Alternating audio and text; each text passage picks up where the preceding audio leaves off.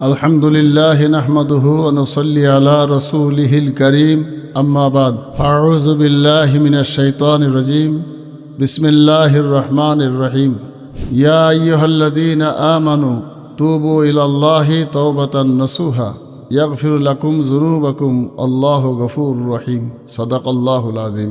আল্লাহ রাব্বুল আলামিন তওবাকারীকে বড় ভালোবাসেন।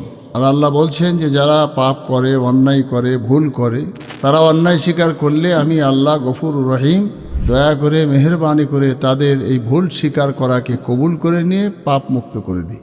তাই বিশেষ করে যে সমস্ত মানুষ আমরা পৃথিবীর জমিনে জন্মেছি, আর শাবাবু কাজ জুনুন, জওয়ানি বয়সটা পাগলের জীবন, সে পুরুষ হোক এবং নারী হোক, সবার ক্ষেত্রে শয়তান ইবলিসের চক্রান্তে শিকার হয়ে পাপ করাটা স্বাভাবিক।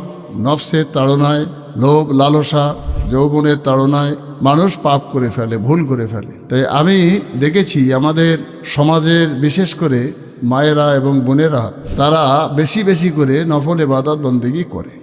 আর সেই নফল ইবাদত বন্দেগী করে কেন? তাদের শক্ত জাহান, নফল রোজা করাটা পুরুষ মানুষ যতটা সম্ভব তার থেকে অধিকাংশ মহিলারা করে। তাই আজকের এই ভিডিওয়ে আমি পুরুষ এবং মহিলা উভয়ের ক্ষেত্রে বললেও নারীদেরকে প্রাধান্য দিয়ে আমি বলবো, যে সমস্ত মা এবং বোনেরা আল্লাহ এবং আল্লাহর রসুলের ভালোবাসা অর্জন করতে চান, তাদের জন্যে কিছু নসিহাতমূলক শরিয়াত মোতাবিক কথা। একজন নারীর জন্য সহজ হলো তার আল্লাহর ফরজ নামাজকে আদায় করা এবং রমজানুল মোবারক মাসের ফরজ রোজাটা আদায় করা, সেই সঙ্গে স্বামীর খিদমত করা। যদি তার শ্বশুর শাশুড়ি হায়াতে থাকেন, তাদেরকে মা বাপের মতো মর্যাদা দিয়ে, সম্মান দিয়ে তাদের সঙ্গে ব্যবহার আচার করা। এই কাজটা যদি করতে পারে, একজন মহিলার জন্য বেহেশতে যাওয়াটা সহজ। তাই সেই সমস্ত মা এবং বোনেরা যখন আল্লাহ এবং তার রসুলের সান্নিধ্য লাভ করতে চান, তারাই বেশি বেশি করে আমাদেরকে জিজ্ঞাসা করেন নামাজের কথা, রোজার কথা, সালাতুত তসবিহ, আওয়াবিনের নামাজ, চাশতের নামাজ, ইশরাকের নামাজ, এ সমস্ত আমলগুলো বেশিরভাগ আমার মায়েরা বোনেরা করে। মুহররমুল হারাম মাসের রোজা, শবে মিয়ারাজের রোজা, শবে বরাতের রোজা, যেগুলো নফল রোজা কিন্তু মর্যাদা সহকারে মহিলারা বেশি আদায় করে। সেই জন্য সেই সমস্ত মা বোনেদেরকে এই নফল ইবাদত করে আল্লাহর সান্নিধ্য লাভ করার ভাবনা যাদের মাথায় আছে, তারা একটা কাজ গাফিলতি করে, সেই কাজটাই তারা যদি একটু গাফিল থেকে সতর্ক হয়ে যায়, এই সতর্কটা হলে খুব সহজেই আল্লাহ পেয়ে যাবে। সতর্কটা কি? অবাধভাবে চলাফেরা করা। যে কোনো মৌত বাড়ি দেখেছি, মৌত বাড়ি তো পুরুষ মানুষ যদি 100 যায় তো মহিলা 300 যায়, তার কেউ, এবং তার তো মৃত্যুর পরে সেই পুরুষ মানুষের লাশ দেখাটাও নিষেধ, তারপরেও সব হুড় তুলে চলে গেল। এই যে বেপর্দা হয়ে যাওয়া, বেগানা পুরুষের জানাজায় যাওয়া, তার লাশ দেখতে যাওয়া, না পারবে জানাজা পড়তে, না পারবে দাফন কাফনের কাজে ব্যবহার করতে, অথচ সেখানে সব বেটা ছেলে যদি নাও যায় তো মহিলারা সেখানে হাজির। তো আমি সেই সমস্ত মা বোনেদেরকে সতর্ক করছি যে এইভাবে ওই মৌতে বাড়ি গিয়ে হুড় তুলে যাওয়া, হুড় তুলে আসা, এটাকে যদি পরহেজ করতে পারেন, তাহলে আপনি কিন্তু যে ইবাদত করছেন তাতেই স্বামীর খিদমত আর শ্বশুর শাশুড়ির খিদমত করলেই, নামাজ আর রোজা আদায় করলেই আপনি সহজে ভেস্তে চলে যাবেন। তাহলে একদিকে যেমন মৌতে বাড়ি যাওয়া, একদিকে কোনো আত্মীয় স্বজনের বাড়ি সেটেরা হচ্ছে সেখানে যাওয়া, এ সমস্ত জায়গায় মহিলারা একেবারে অবাধভাবে যাতায়াত করে।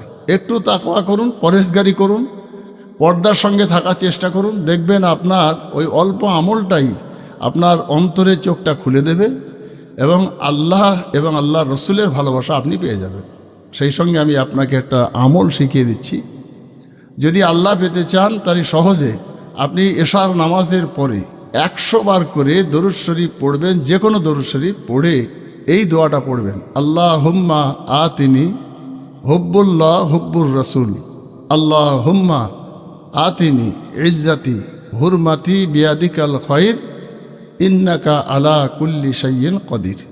যদি আপনি এই দোয়াটা 100 বার পড়েন, আল্লাহ এবং আল্লাহ রসুলের হুব্বুল, মহাব্বত, ভালোবাসা তৈরি হবে। আর রাত্রে শোয়ার সময় ডান গালের নিচে হাতটা রেখে আল্লাহুম্মা বিইসমিকা আমুতু ও আহিয়া, এই দোয়াটা পড়ে দরুদ শরীফ পড়তে পড়তে যদি আপনি ঘুমিয়ে যান, আমি দৃঢ়তার সঙ্গে বলছি, বিশ্বনবী হজরত মুহাম্মদ সাল্লাল্লাহু আলাইহি সাল্লামের দিদার হওয়া আপনার জন্য সহজ। আর রসুল পাক সাল্লাল্লাহু আলাইহি সাল্লামকে যদি আপনি স্বপ্নে দেখতে পারেন, তাহলে আপনার জন্য চিরতরে জাহান্নাম হারাম। কেন? রসুলুল্লাহর ছবি, রসুলুল্লাহর তসবির, রসুলুল্লাহর আকৃতি, রসুলুল্লাহর নকশা শয়তান ইবলিসের ধরবার মতো ক্ষমতা আল্লাহ দেয়নি। সেই জন্যে যদি রসুলকে দেখেন, তাহলে সত্যিকারের আপনি রসুলুল্লাহ সাল্লাল্লাহু আলাইহি সাল্লামকে দেখেছেন। তাই আপনার আমাদের জন্যে আমি ছোট্ট একটা দোয়া আপনাকে বললাম, এটা আমল করবেন আর একটু পর্দায় থাকার চেষ্টা করুন। ওই হুড়ে বেঁচে মরা বাড়ি যেতে হবে, এখানে যেতে হবে, সেটারা যেতে হবে, না গেলে কে বলবে, কে কি বললো আপনার যায় আসে না, বরঞ্চ আল্লাহ কি বলছে আপনি সেটাকে দেখতে হবে। সেই আল্লাহ যদি আপনার ভালোবাসে, আপনি যদি একটু অবাধ চলাফেরাটা বন্ধ করতে পারেন, আর সামাজিকভাবে যে একটা প্রথা তৈরি হয়েছে, ঝট করে একটা বোরকা খাটিয়ে দিয়ে চলে গেলাম, বোরকা কিন্তু শরীয়তের দৃষ্টিভঙ্গিতে ওই বোরকাকে বোরকা বলা হয় না যে বোরকা শরীরের সঙ্গে টাইট ফিট হয়ে যায়। ওটা একটা ফ্যাশন ড্রেস। বোরকা তো ওকেই বলা হয় যে বোরকায় আপনার শরীরের সঙ্গে বোরকাটা বেশ ঢিলাঢালা থাকবে এবং আপনার আকৃতি, আপনার নকশা, আপনার চেহারা কতটা, সেইটাই বোরকা পরলে আর মানুষ অনুভব করতে পারবে না। সেই জন্যে বোরকাটা শরীরের সঙ্গে ফিটফাট করে পরা, আর ঝট করে মুখটায় একটা ওড়না বা হিজাব লাগিয়ে দিয়ে পরে নিলাম যে পর্দা হয়ে গেল, নয়। বোরকার পর্দা হয় না, ওটা শরীয়তের বোরকা নয়। আর বোরকা পরলেই যে তার মনের পর্দা হয়, সেটা কিন্তু হয় না। বোরকাটা পড়তে হবে শরীয়তের বিধান অনুযায়ী, আর পর্দা যেটা সেটা মনের ভিতরেই রাখতে হবে, যে পর্দাটা শরীয়ত বলেছে। অর্থাৎ বোরকা পড়লাম, চোখটা আমার চতুর্দিকে গেল, বোরকা পড়লাম, আমি শরীয়ত বিরোধী কার্যকলাপ করতে লাগলাম, এটা বোরকার বেইজ্জতি করা, বোরকার অসম্মান করা। সেই জন্যে আল্লাহ রাব্বুল আলামিন ওই সমস্ত মানুষদেরকে বেশি ভালোবাসেন যাদের মন এবং মুখ দুটো এক। অর্থাৎ বোরকা পরেছি আমি যখন, তাহলে আমার চলাফেরাটাও তেমন হবে। আমি যখন হজ করেছি, আমার হাজি হওয়ার পরে আমার চলাফেরা তেমন হবে। সেই জন্যে পুরুষ এবং মহিলা উভয়ের জন্যে আমি শরীয়তের দৃষ্টিভঙ্গিতে পর্দা পশিদায় থেকে যদি সে এই সীমিত আমলটা করে, এবং আমি জানি এটা যে খুব বেশি বেশি নফল ইবাদত করেন, আল্লাহ রাব্বুল আলামিন তাদেরকে পছন্দ করেন, ভালোবাসেন। আর আল্লাহই তাদের বলেছেন যে যারা এ কাজ করে তারা এই দোয়াটা চায়, আল্লাহুম্মা আতিনি, আয় আল্লাহ তুমি আমাকে দান করো হুব্বুল্লাহ হুব্বুর রসুল, আল্লাহ এবং রসুলের মহব্বত। এইটা বারবার যখন সে 100 বার করে এশার নামাজের পরে এই দোয়াটা পড়বে, মহান আল্লাহ থাকতে না পারে তার ভালোবাসার ডাকে সাড়া দিয়ে আল্লাহ বলবেন, বান্দা বা বান্দি, আমি তোমাকে ভালোবাসি এবং আমার রসুলুল্লাহ, আমার নবীর দিদার তোমাকে করিয়ে আমি তোমার দয়ার জান্নাত দেব। আল্লাহর ওয়াদা। সেই জন্যে আল্লাহ রাব্বুল আলামিন আমাদেরকে শরীয়ত মোতাবেক চলার, এবং আমি বলেছি মহিলাদের জন্য সহজ, স্বামীর খিদমত, শ্বশুর শাশুড়ির খিদমত, এবং 5 ওয়াক্ত নামাজ এবং রমজানুল মুবারক মাসের রোজা আদায় কর।